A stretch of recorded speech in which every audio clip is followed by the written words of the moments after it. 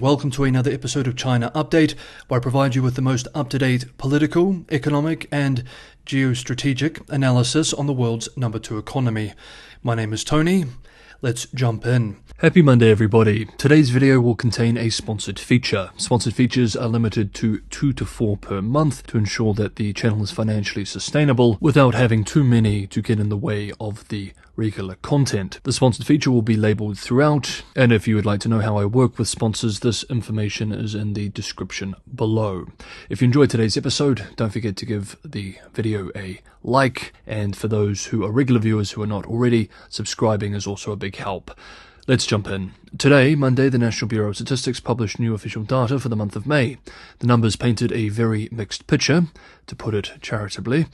I appreciate that some viewers will refuse to accept any official numbers, but it is important that we at least take note of the trends, and when official numbers are poor, this in of itself is quite telling. Retail sales, a key metric for consumer spending, indeed many economists treat it as a proxy, rose 3.7% from a year earlier in May, better than a 2.3% year-on-year increase in April, but still underwhelming. China's industrial output expanded 5.6% versus a year earlier in May, down from April's 6.7% increase and below the 5.9% growth anticipated by economists. China's fixed asset investment rose 4% in the January to May period from a year earlier, compared with a 4.2% increase in the first 4 months. Economists had expected government-led investment to surge after Beijing started its planned issuance of 1 trillion yuan, $136 billion of ultra-long treasury bonds in May. Overall investment was weighed by continued sluggishness in the property sector, which we will touch on shortly. As US-based The Wall Street Journal writes today, quote, Monday's data showed little signs of reversal in the property downturn, despite Beijing's recent policies allowing local governments to buy up unsold homes, as well as cutting interest rates on mortgage loans and minimum down payment for potential home buyers. End quote. Property investment fell by 10.1% year-on-year in the first 5 months of 2024, worsening from a 9.8% drop from January through April and a 9.5% drop in the first quarter. Floor space of new homes sold fell by 20.3% in the first 5 months of the year, compared with the same period of 2023. Home sales by volume in the first 5 months of the year tumbled 30.5% from a year earlier. New home prices in 70 cities slid 0.71% from April, the most since October 2014. Values of existing homes dropped 1%, the sharpest decline since at least 2011, when China started using the current data collection method. Year-on-year, things were even worse. New home prices slid 4.3% year-on-year, and used home values fell 7.5%. A gauge of Chinese developer stocks fell as much as 2.4% today. During morning trading, heading further into a bear market and down 23% from a mid-May high. The National Bureau of Statistics spokeswoman couldn't deny the disappointing numbers, expressing at a press event today, quote, We must acknowledge that it will take some time for the efforts of policy measures to be shown, and that the real estate market is still in the process of adjustment. The overall performance of the national economy was stable. However, we should be aware that the external environment is complex and severe. Effective demands remain insufficient at home, and a sustained economic recovery is still confronted with multiple difficulties and challenges. End quote. By the standards of Beijing bureaucratic speak, there is much disquietude in this statement. The bright spot in the data was exports, which surged 7.6% year-on-year in May. Christopher Bedor, Deputy Director of China Research at Gevical Dragonomics, in a note to clients expressed today, quote, Growth is coming from a combination of exports and investment, especially in the manufacturing sector. Domestic consumption is clearly pretty weak. End quote. However, as regular viewers know, Beijing's growing reliance on exports for fueling growth has further courted trade tensions with the West, and increasingly, the rest of the world too. There are other concerns as well. Quote, the whole situation is quite challenging because some of the problems that we see in the economy haven't really seen much improvement, and of course industrial production is still growing quite rapidly.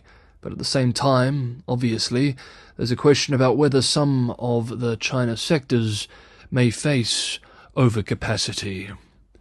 End quote. Next up, it appears that the party has launched another anti-corruption and political ideology campaign in the military. Last week saw a full page 5 article on the political training and purification in the People's Liberation Army titled, "Always Maintain Purity and Honor. Strive to build a century-old army. Climbing new heights again." That talks about the New Era Struggle Outlook campaign being carried out throughout the military.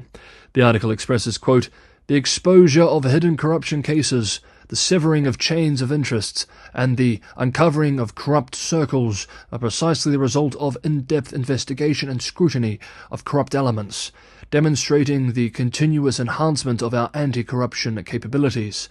This once again shows our unwavering determination to comprehensively govern the party and the military with strict discipline."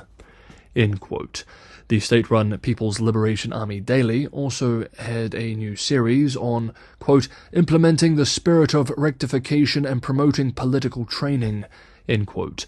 The piece adopts very strong language, suggesting a political and ideology campaign is indeed underway.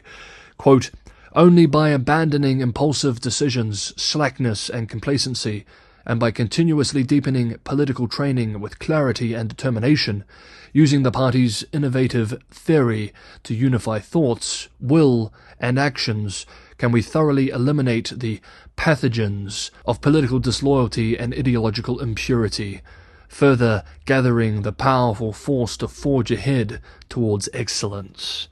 End quote. In another piece, the same outlet makes even more ominous statements. Quote, "The rusting of thought is more terrible than the rusting of guns.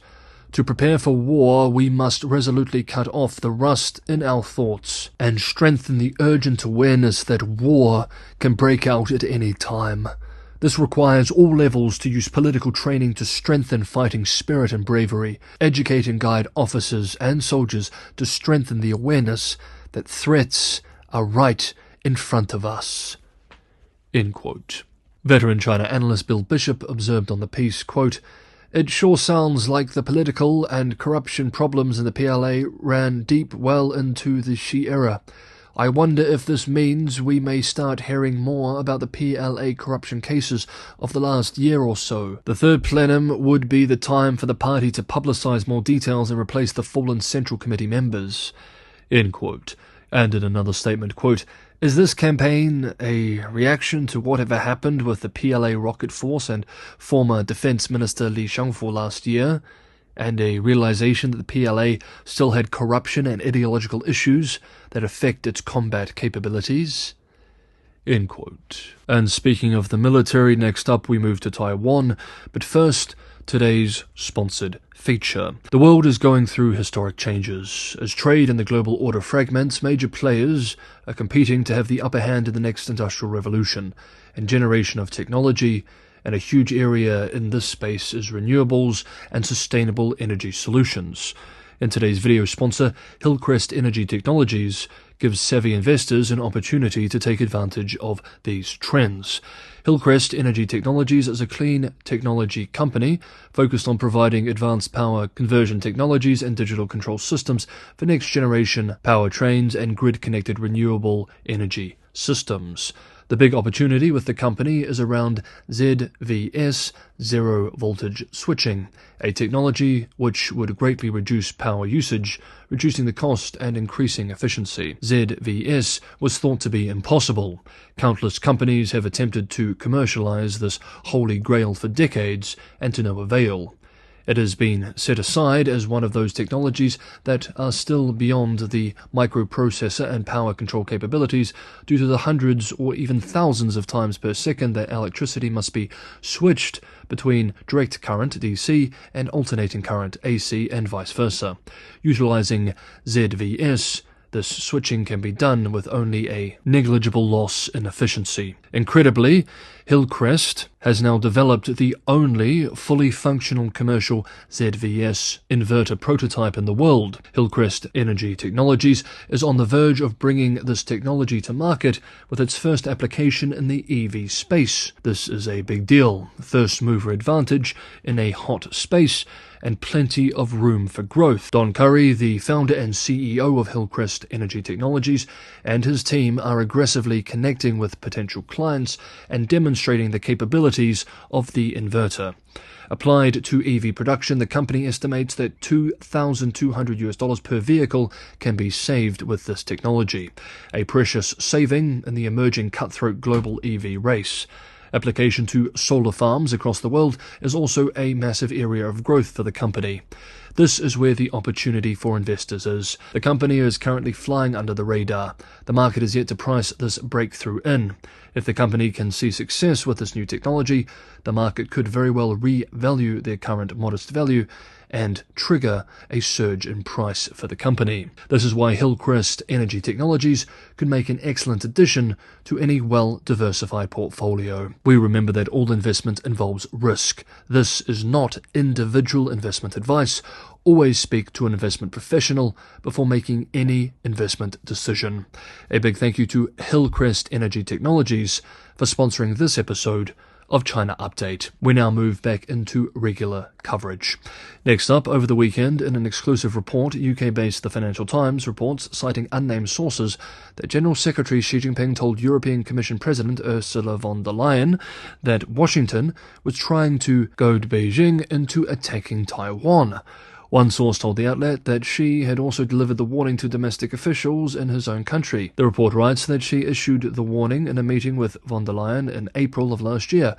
He said the US was trying to trick China into invading Taiwan, but that he would not take the bait. Quote, "The comments provide a window into Xi's thinking on Taiwan, the most thorny issue in US-China relations. Some Chinese academics and retired military officers have claimed that Washington is trying to provoke Beijing by providing weapons to Taiwan and pushing other measures to lure Beijing into military confrontation." End quote. Xi's remarks to von der Leyen is the first known case of him making the claim to a foreign leader. She also said that a conflict with the United States would destroy many of China's achievements and undermine his goal of achieving a great rejuvenation by 2049. Jude Blanchett, a China expert at US-based think tank CSIS, expressed of this story, quote, "If Xi genuinely believes that the US actively seeks conflict with China over Taiwan, then concerns that Xi has created an information vacuum or is otherwise getting poor counsel from subordinates are worryingly true," end quote. Adding that one possible explanation for Xi's comments was that some subordinates were trying to steer him away from more aggressive policies. Quote, "Whatever the explanation for Xi's comments, it's clear that the decision-making environment and the information feeding into it is being warped, either by Xi's lieutenants or by his own autocratic behavior," end quote. Meanwhile, Taiwan's President William Lai, or Lai Ching-te, has implored the country's armed forces to shake off its legacy as the army of the Chinese Nationalist Party and urgently focus on its mission of defending against an unprecedented threat from China. At a celebration of its founding as Whampoa Military Academy in China 100 years ago, Lai addressed instructors, cadets, and veterans at Taiwan's top military school, expressing, quote, "All instructors and cadets should understand the challenges and mission of the new era. The biggest challenge is to face the strong rise of China, which is destroying the status quo across the Taiwan Strait and viewing the annexation of Taiwan and the elimination of the Republic of China as its national cause. The highest mission is to bravely shoulder the important responsibility of protecting Taiwan and maintaining peace and stability across the Taiwan Strait." End quote. Okay, that is today's episode of China Update. Thank you so much, everybody, for watching. Have a great Monday, have a productive week, and I will see you all tomorrow.